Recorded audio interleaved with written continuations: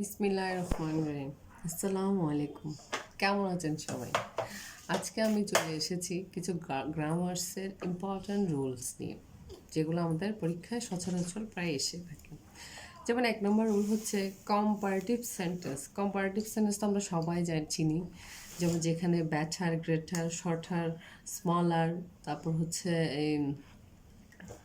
এই যে এই ধরনের সব মানে যেগুলো কম্পারেটিভ ফর্মে থাকে, ওইগুলো যে সেন্টেন্সের মধ্যে কম্পারেটিভ ফর্ম পাবো ওটাকে আমরা কি বলবো? কম্পারেটিভ সেন্টেন্স বলবো।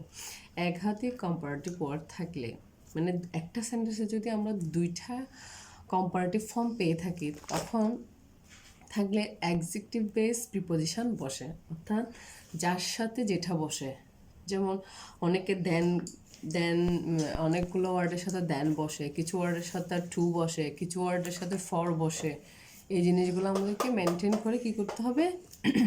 সেন্টেন্সটা রেডি করতে হবে। যেমন এখানে আছে বেটার, গ্রেটার, শর্টার, স্মলারের পরে দেন বসে। হ্যাঁ, কি কি? বেটার, গ্রেটার, শর্টার, স্মলারের পরে সবসময় অলওয়েজ কি বসবে? দেন বসবে। কিন্তু সিমিলার, সিনিয়র, সুপেরিয়র, ইনফেরিয়র এরপরে কি বসে? টু বসে। তাহলে আমি এখানে একটা এক্সাম্পল রেখেছি। যেমন এখানে 3টা সেন্টেন্স দিয়ে আমি এক্সাম্পলটা বোঝানোর চেষ্টা করেছি। He is better and superior than me. তারপর হচ্ছে 2 নম্বর হচ্ছে he is better then and superior to me. He is better and superior to me. তাহলে আমাদের প্রশ্ন অনুযায়ী, আমরা রুল অনুযায়ী আমাদের কি বেটার সবসময় কি বসবে? দেন বসবে। বেটার সবসময় কি গ্রহণ করবে? দেনটা গ্রহণ করবে তার পাশে। আর সুপেরিয়র গ্রহণ করবে সবসময় কি? টু।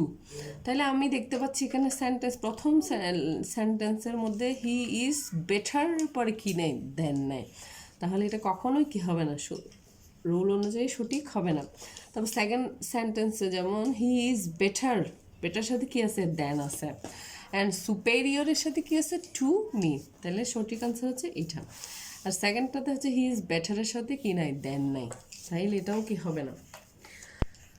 যেমন রুল নাম্বার হচ্ছে 2। আশা করি এটা সবার মধ্যে বুঝে গেছে। রুল 2 যেমন নিয়ম অনুযায়ী with, along with, as well as, accompanied with, accompanied by, together with, in addition to, including, excluding, but, except দ্বারা, মানে এই শব্দগুলো দ্বারা আমরা দুইটা বাক্যকে কি করি? দুইটা সাবজেক্টকে একসাথে করি। সাবজেক্ট ক্ষেত্রে তখন প্রথম সাবজেক্ট অনুযায়ী কী হবে? ভার্বটা হবে। মানে এই শব্দগুলো দিয়ে আমরা দুইটা সাবজেক্টকে একসাথে করি একটা সেন্টেন্সে, তখন দুইটা সাবজেক্টের মধ্যে প্রথম যে সাবজেক্টটা থাকবে ওটা অনুযায়ী ভার্বটা বসবে। যেমন দ্য প্রিন্সিপাল একটা সাবজেক্ট, অ্যালং উইথ যুক্ত হয়েছে, তারপর হচ্ছে হিজ স্টুডেন্টস। তাহলে এখানে দুইটা সাবজেক্ট আছে, একটা হচ্ছে হিজ স্টুডেন্টস, একটা হচ্ছে দ্য প্রিন্সিপাল। তাহলে এখানে অবশ্যই কি হবে? দ্য প্রিন্সিপাল অনুযায়ী সাবজেক্টটা হবে। তাহলে এখানে কি হবে? প্রিন্সিপাল হচ্ছে কি? সিঙ্গুলার, মানে একজন প্রধান শিক্ষক, অবশ্যই সিঙ্গুলার। তাহলে এখানে কি হবে? Has been, has bin,